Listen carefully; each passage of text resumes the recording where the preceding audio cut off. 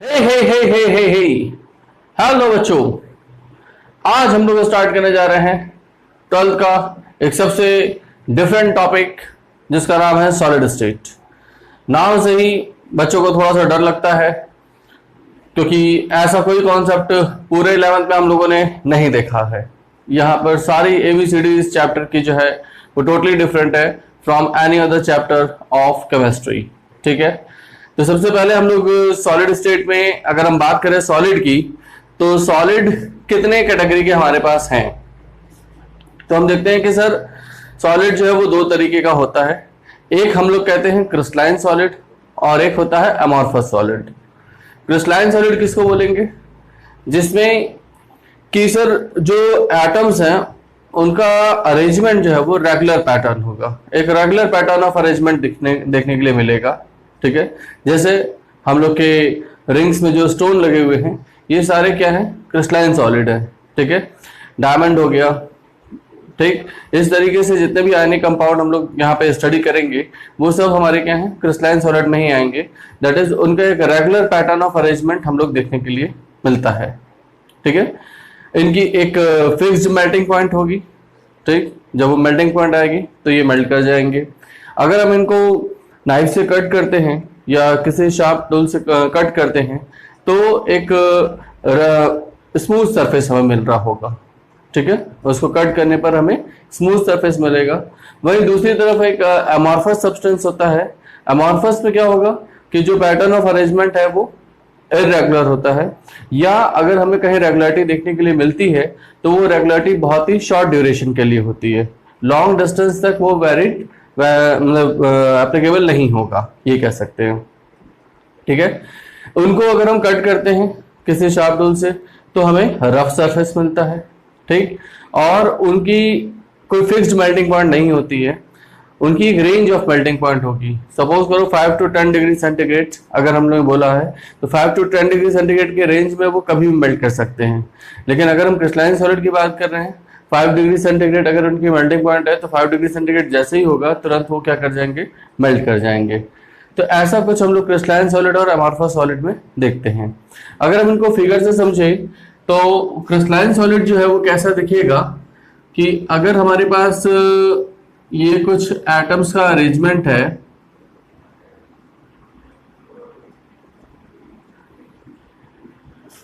इस तरीके का, तो उसको हम बोलेंगे क्रिस्टलाइन सॉलिड। ठीक है, और अगर हम अमॉर्फस सॉलिड की बात करते हैं तो अमॉर्फस सॉलिड में क्या होगा कि सर ये जो पैटर्न ऑफ अरेंजमेंट है वो इरेगुलर देखने के लिए मिलता है। ठीक है, तो ये हमारा हो गया क्रिस्टलाइन सॉलिड और ये हो गया amorphous solid.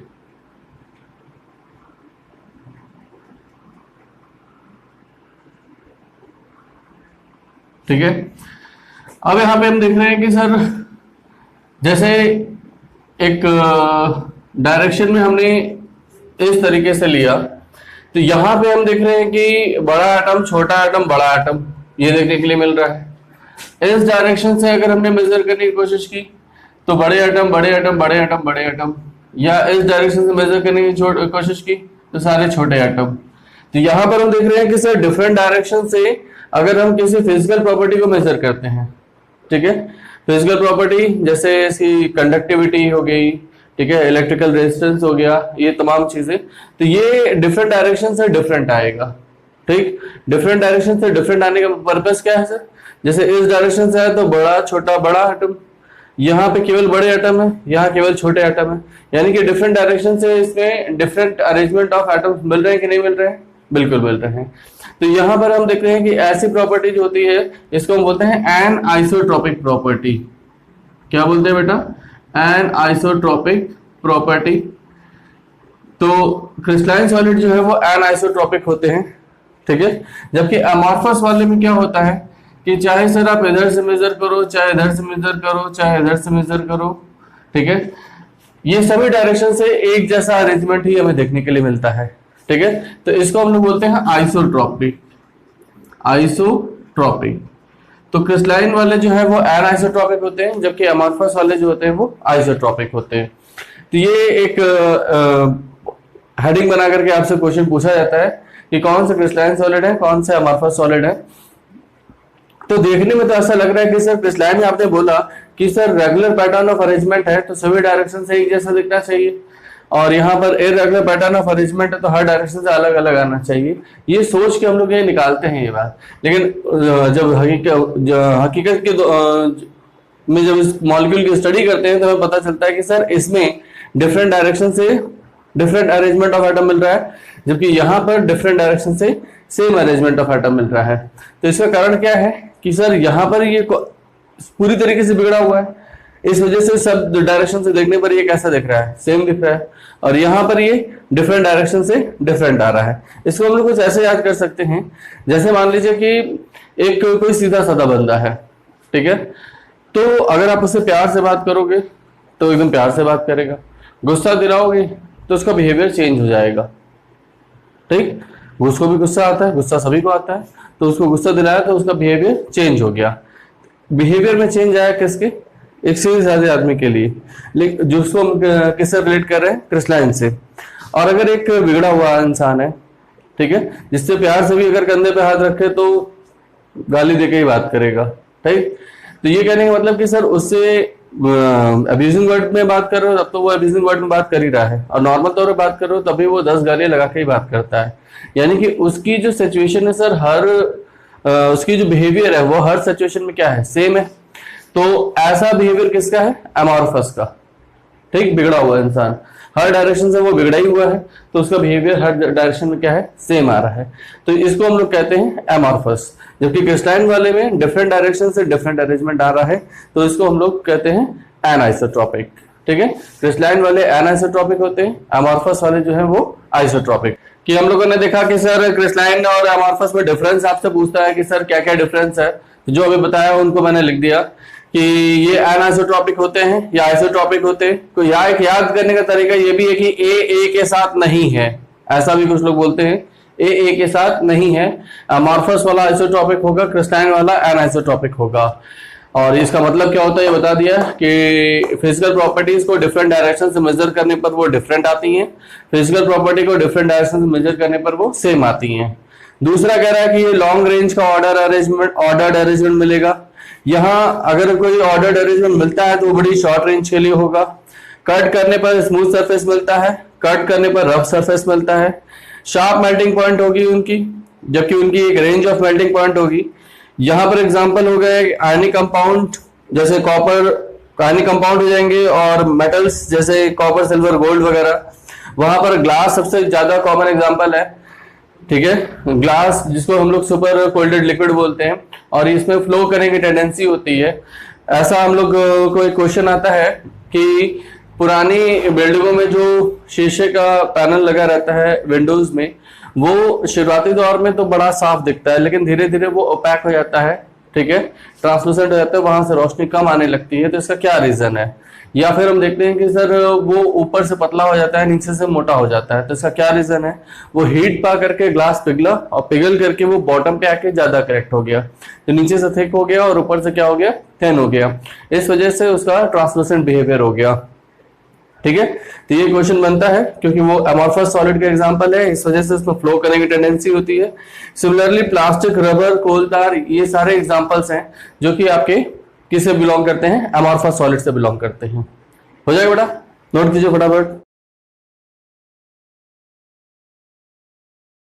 Type of crystalline solid.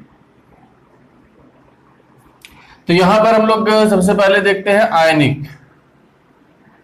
Ionic solid, जिसमें जो किससे बना होगा, आयन से बना होगा, ठीक है। आयंस मतलब पॉजिटिव एंड नेगेटिव चार्ज होगा, जिनके ऊपर इनसे मिलके बना होगा। इनके बीच में इंटरेक्शन कैसा होगा, इलेक्ट्रोस्टैटिक फोर्स ऑफ इंटरेक्शन, ठीक है। फिर उसके बाद अगर हम देखते हैं कि सर एग्जाम्पल क्या हो जाएगा, तो एग्जांपल में जैसे आयनिक कंपाउंड में NaCl हम लोग पढ़ेंगे, KCl, caesium chloride, magnesium oxide, ये सब आयनिक कंपाउंड है जिनके बारे में हम लोग को देखना है। देन उसके बाद अगर हम देखते हैं कि सर ये कंडक्शन करेगा कि नहीं करेगा, तो बैड कंडक्टर होगा, बैड कंडक्टर ऑफ इलेक्ट्रिसिटी। ऐसा क्यों होता है? क्योंकि सर हम जानते हैं कि अगर आयनिक कंपाउंड सॉलिड स्टेट में है तो वो पैक्ड है एक फिक्स्ड पोजीशन पे, तो इलेक्ट्रिसिटी का कंडक्शन करने के लिए आयंस की मूवमेंट की आवश्यकता है। आयंस मूव करेंगे ही नहीं तो फिर यहाँ पे क्या होगा कि ये अपनी जगह पे बैठे रहेंगे, तो ये कंडक्शन नहीं कर रहे होंगे, तो बैड कंडक्टर ऑफ इलेक्ट्रिसिटी होता है। ठीक है, लेकिन अगर इनको मॉल्टन स्टेट में ले आए या पानी में डाल करके इनको हमने एक्वस सॉल्यूशन बना लिया, तो उस कंडीशन में ये कंडक्शन कर रहे होंगे। तो यहाँ पे एक स्टार बना के लिख लेते हैं कि they conduct electricity in molten and aqueous state। ठीक है, मॉल्टन स्टेट में या एक्वस स्टेट होकर होगी तो ये कंडक्शन कर रहे होंगे, अन्यथा ये कंडक्शन नहीं कर रहे हैं। तो सबसे पहला जो है वो आप लोगों ने आयनिक सॉलिड के बारे में पढ़ा। फिर दूसरा है इसमें covalent solid. Covalent solid, covalent solid कैसा होगा बेटा? ये नॉन मेटल्स एटम होते हैं। ठीक है, इसमें किससे बना होता है? नॉन मेटल एटम से जनरली, और इनके बीच में कोवलेंट बॉन्ड होगा। कैसा बॉन्ड होगा भाई? तो कोवलेंट बॉन्ड होगा। फिर इसके बाद ये इलेक्ट्रिसिटी का कंडक्शन करेंगे कि नहीं करेंगे? ये भी हमारे बैड कंडक्टर हो गए ऑफ इलेक्ट्रिसिटी। ठीक है, बैड कंडक्टर ऑफ इलेक्ट्रिसिटी हो जाएगा। देन इसके बाद इसके एग्जांपल की बात करें तो डायमंड हो जाएगा, ग्रेफाइट हो जाता है। ठीक है, डायमंड, ग्रेफाइट, ये सब हमारे कोवलेंट बॉन्डेड में आ जाएंगे। ठीक है, लेकिन एक एग्जांपल यहां पे हम लोग लिखेंगे कि ग्रेफाइट जो है, ये एक नॉलेज में रखना है हम लोग को कि graphite conduct electricity due to movement of pi bond electron. ठीक है, पाई बॉन्ड इलेक्ट्रॉन जो है उनके मूवमेंट की वजह से वो इलेक्ट्रिसिटी कंडक्ट करता है। बाकी और जितने भी हमारे सॉलिड स्टेट में कोवलेंट बॉन्डेड मॉलिक्यूल हैं वो सब हमारे कंडक्शन नहीं कर रहे हैं। तो ये दोनों हो जाएगा, फटाफट नोट करें।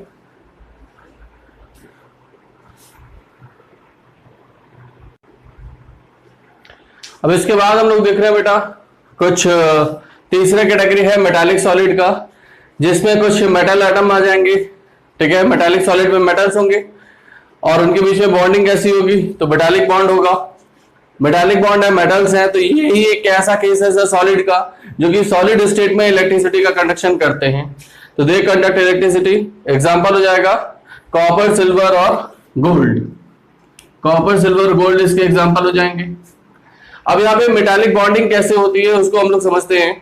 जैसे कि हम लोगों ने देखा कि सर मेटल एटम है जिसका न्यूक्लियस है और उसमें ढेर सारी वैलेंस शेल्स हैं जिसमें इलेक्ट्रॉन मौजूद है। तो हम लोग कहते हैं कि nucleus with all the shell except valence shell. बाहर वाली शेल को छोड़ दो। ठीक है, nucleus with all the shell except valence shell, इसको हम लोग बोलते हैं पॉजिटिवली चार्ज्ड कर्नल। ठीक है, इसको क्या बोलते हैं? Positively charge kernel. तो ये जो पॉजिटिव चार्ज कर्नल है ये जगह जगह पे एम्बेडेड होते हैं। एम्बेडेड का मतलब मोबाइल या इमोबाइल।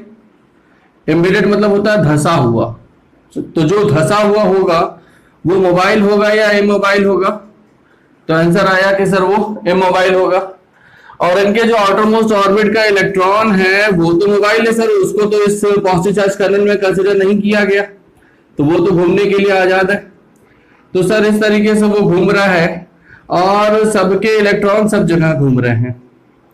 तो हम देखते हैं कि सर जो हमारा नेगेटिवली चार्ज इलेक्ट्रॉन है और पॉजिटिव चार्ज कर्नल है, इनके बीच में जो इंटरेक्शन डेवलप हो रहा है, इसी इंटरेक्शन को हम लोग नाम देते हैं क्या? मेटालिक बॉन्ड का नाम देते हैं। तो ये अगर आपसे पूछे कि मेटालिक बॉन्ड का जो नेचर है वो कैसा है, इलेक्ट्रोस्टैटिक है कि नहीं है, तो मेटालिक बॉन्ड का भी नेचर अगर हम लोग लिखेंगे तो नेचर हम लोग क्या बोलेंगे बेटा? इलेक्ट्रोस्टैटिक। ठीक है, इलेक्ट्रोस्टैटिक बोलो या फिर कोलॉम्बिक इंटरेक्शन बोलो, तो बात एक ही है।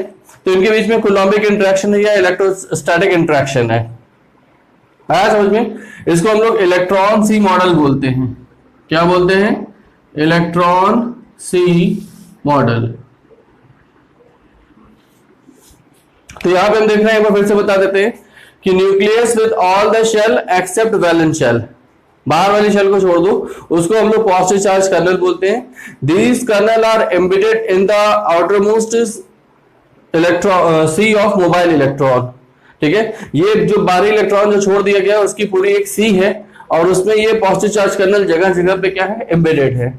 और जब ये इलेक्ट्रॉन घूम रहा है तो सर वो सभी के इलेक्ट्रॉन सभी डायरेक्शन में घूम रहे हैं, और जो निगेटिवली चार्ज इलेक्ट्रॉन है और पॉजिटिव चार्ज कर्नल है, इनके बीच में जो एक इंटरेक्शन डेवलप हो रहा है, इसी इंटरेक्शन को हम लोगों ने नाम दिया क्या बेटा? मेटालिक बॉन्ड का। इसको हम लोग इलेक्ट्रॉन सी मॉडल बोलते हैं।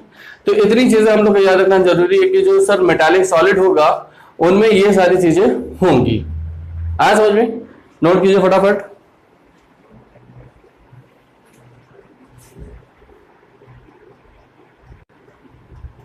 इसके बाद हम लोग देख रहे हैं कि सर हमारा नेक्स्ट जो टाइप का है सॉलिड वो है मॉलिक्यूलर सॉलिड। मॉलिक्यूलर सॉलिड में जो कस्टर्ड पार्टिकल होंगे सर वो मॉलिक्यूल्स होंगे, वो मॉलिक्यूल से मिलकर बना होगा, और जो इन मॉलिक्यूल्स के बीच में वैन डर वाल फोर्स ऑफ इंटरेक्शन जो है वो ऑपरेट हो रहा होगा। ठीक है, और चूंकि इनमें भी किसी तरीके का मूवमेंट नहीं है तो ये भी हमारे बैड कंडक्टर ऑफ इलेक्ट्रिसिटी के ही खाते में आ रहे होंगे। तीन तरीके के हम लोग इसको बांट सकते हैं मॉलिक्यूलर सॉलिड को, पोलर है, नॉन पोलर है और हाइड्रोजन बॉन्डेड है। पोलर के एग्जांपल में जैसे HCl HBr वगैरह ले सकते हैं कि ये सर इंडिविजुअल बॉन्ड जो है उनके पोलर नेचर के हो गए। नॉन पोलर में सॉलिड CO2 ले लूं, SiO2 ले लूं, सॉलिड फॉर्म में P4 Si SH, solid iodine I2, ये सब इसके एग्जांपल में हो जाएंगे। जबकि हाइड्रोजन बॉन्डेड में हम लोग देख रहे हैं कि H2O, अमोनिया, H3BO3, ये सब इसमें आ जाते हैं। हालांकि अगर हम पोलर वाले में काउंट करें तो हम सॉलिड मतलब आइस को ले सकते हैं। ठीक है, अमोनिया भी यहां ले सकते हैं। ठीक है, तो ये सब पोलर भी है साथ साथ में, और साथ में क्या है? हाइड्रोजन बॉन्डेड भी है। तो वैन डर वाल फोर्स ऑफ इंटरेक्शन जो है वो इन्हीं चीजों पे डिपेंड करता है कि सर क्या इसकी जो कैटेगरी हम लोगों ने पढ़ रखी है कि सर दोनों डायपोल डायपोल इंटरेक्शन हो जाए, आयन डायपोल इंटरेक्शन हो जाए, हाइड्रोजन बॉन्ड भी जो है वन ऑफ द नेचर है किसका? वैन डर वाल फोर्स ऑफ इंटरेक्शन का। तो ये सारे केसेस हम लोग के यहाँ पे काउंट होते हैं। अब यहाँ पे मैं एक क्वेश्चन पूछता हूँ आपसे कि सर अगर हमने जैसे मान लीजिए एग्जांपल लिया सॉलिड CO2 का, ठीक है ना, सॉलिड CO2 है, ये सभी कैटेगरी सॉलिड इस तरफ लिख दिया गया है, मतलब ये सभी सॉलिड स्टेट में है। ठीक, तो सॉलिड CO2 का अगर मैं एग्जांपल लूं तो CO2 का जो कार्बन है और ऑक्सीजन है, दो चीजें हैं। तो अगर हमने कहा कि सर ये एक क्यूब लाइक स्ट्रक्चर में अगर अरेंज है तो कॉर्नर पे क्या है? कॉर्नर पे फेस सेंटर पे हम लोग यहाँ पे अभी आगे पढ़ने वाले हैं कि एटम्स होते हैं। तो CO2 जो है वो उसका ऑक्सीजन कॉर्नर पे है या कार्बन कॉर्नर पे है? ये क्वेश्चन एक आमतौर पे बच्चे के दिमाग में आता है कि ये सर क्या है, क्या चीज कॉर्नर पे है? बताइए, कुछ आप सोच पा रहे हैं कि CO2 का कार्बन कॉर्नर पे होगा या ऑक्सीजन कॉर्नर पे होगा? तो आंसर है कि ना तो कार्बन कॉर्नर पे है ना ऑक्सीजन कॉर्नर पे है, बल्कि CO2 मॉलिक्यूल ही कस्टर्ड पार्टिकल की तरह बिहेव करेगा, वो कॉर्नर पे होगा। तो CO2 ही पूरा कॉर्नर पे है। फेस सेंटर पे अगर हम बात करते हैं तो फेस सेंटर पे CO2 मॉलिक्यूल पूरा ही होगा। उसमें से कार्बन ऑक्सीजन को हम अलग अलग करके डिफरेंशिएट नहीं कर रहे होंगे। तो मॉलिक्यूलर सॉलिड में ये बात ध्यान रखनी है हमें कि कस्टर्ड पार्टिकल जो है मॉलिक्यूल्स ही हैं। तो मॉलिक्यूल्स ही आपके कॉर्नर पे हो जाएंगे, फेस सेंटर पे हो जाएंगे, बॉडी सेंटर पे हो जाएंगे। तो वो पूरा पूरा मॉलिक्यूल को ही हम लोग लेके यहाँ पे चल रहे होंगे।